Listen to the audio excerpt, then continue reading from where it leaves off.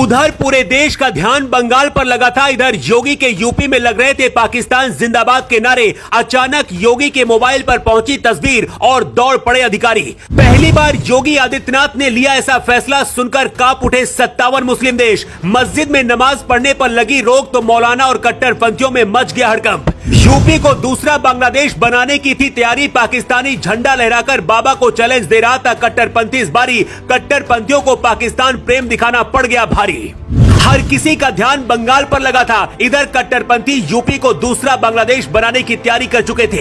इस्लामी झंडा फहराकर पाकिस्तान जिंदाबाद के नारे लगाए जा रहे थे। लेकिन फर्रुखाबाद से जैसी तस्वीर योगी आदित्यनाथ के फोन तक पहुंची तो कट्टरपंथियों को जेल में भरकर योगी ने रेल बना दिया।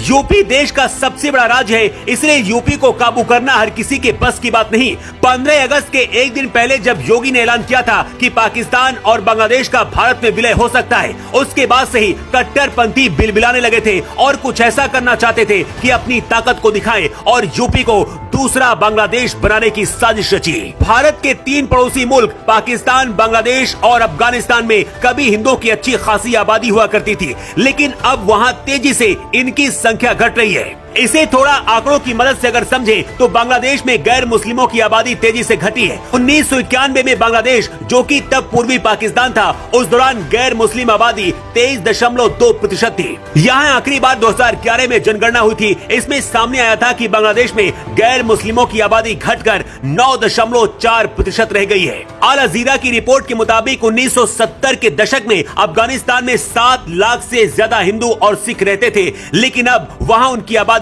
7,000 से भी कम हो गई है। अमेरिका विदेश मंत्रालय की रिपोर्ट के मुताबिक 2018 में पाकिस्तान में सिर्फ 700 हिंदू और सिख परिवार ही बचे हैं। मतलब मुस्लिम देशों से धीरे धीरे हिंदू और अल्पसंख्यक खत्म हो रहे हैं। यहाँ तक कि कट्टरपंथी भारत को भी 2050 तक इस्लामिक देश बनाने का सपना देख रहे हैं। बांग्लादेश जैसे हालात यूपी में करने की साजिश रची गई। यूपी के फर्रुखाबाद में स्वतंत्रता दिवस के दिन जीशान और आफ्ताब ने बाइक से सड़क पर इस्लामिक झंडा निकाल कर फहराया और पाकिस्तान जिंदाबाद के नारे लगाए। इस्लामिक झंडा फहराते हुए सीसीटीवी कैमरे में कैद हो गए। लेकिन इससे पहले माहौल बिगड़ता दोनों को पकड़कर यूपी पुलिस ने जेल में बंद कर दिया।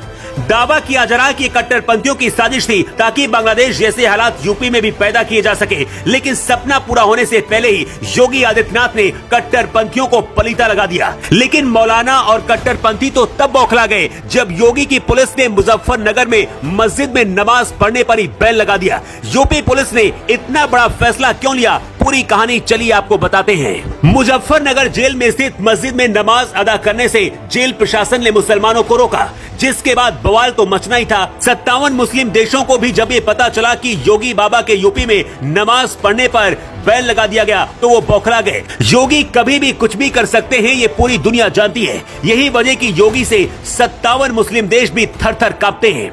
दरअसल मुजफ्फरनगर जेल के अंदर ही अंग्रेजों के जमाने से 1838 से मंदिर और मस्जिद एक साथ मौजूद है। यहाँ आसपास रहने वाले हिंदू और मुसलमान अपने अपने मजहब के मुताबिक यहाँ पर इबादत और पूजा करते हैं। लेकिन 11 अगस्त को जेल परिसर में मौजूद मस्जिद में नमाज पढ़ने से रोक दिया गया था। जेल के बाहरी गेट पर मौजूद पुलिस चौकी से नमाजियों को वापस लौटा दिया गया। जेल प्रशासन ने कहा था कि ऐसा सुरक्षा के कारण किया गया है। सोशल मीडिया पर कुछ लोग यूपी पुलिस के इस फैसले को सही भी बता रहे हैं, लेकिन मौलाना और कट्टरपंथी इसके बाद भड़क गए। भारी बवाल के बाद पुलिस ने फिर से मस्जिद का गेट खोल दिया, लेकिन अगर किसी भी तरह की आशंका हुई तो फिर से दरवाजे बंद हो सकते हैं। इधर यूपी में इस्लामी झंडा लेकर पाकिस्तान के नारे लगाने वाले अब जेल में बचाओ बचाओ चिल्ला रहे हैं, क्योंकि योगी की पुलिस अच्छे से हिसाब ले रही है।